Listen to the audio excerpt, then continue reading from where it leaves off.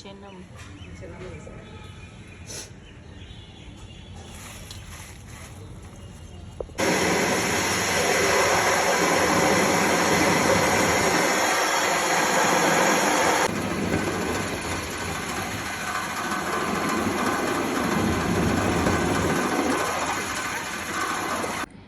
అందరికీ నమస్కారం. నేను మీ కవితని.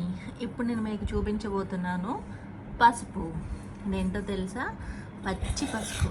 అంటే పసుపుని ముక్కలుగా కోసి ఎండబెట్టి మెత్తటి పౌడర్ లాగా చేసిందనమాట. ఇంట్లో మా చిన్నమ్మ చేసింది ఇది.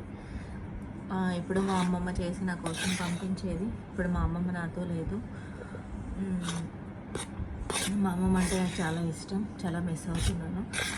ఇంకా అందుకని ఇప్పుడు ఇవి మా చిన్నమ్మ పట్టించింది. చూసారా, మెత్తటి పసుపు. ఇది పచ్చి పసుపు. పచ్చి పసుపుని మనము పూజల కోసం వాడతాము. అంటే కాళ్ళకి రాసుకోవడానికి, మొహానికి రాసుకోవడానికి, దేవుడికి బొట్లు పెట్టుకోవడానికి, గడపకు రాసుకోవడానికి, ముగ్గులు వేసుకోవడానికి ఇది బాగుంటుంది, మంచిది. ఓకేనా? ఇది పచ్చి పసుపు. నెక్స్ట్ వావ్, చూసారా, ఇది ఎండు పసుపు.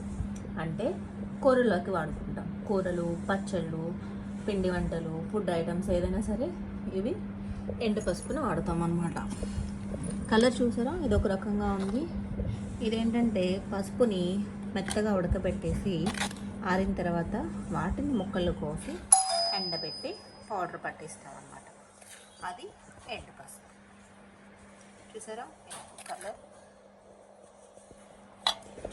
రెండు చూడండి, పచ్చి పసుపు, ఎండు పసుపు.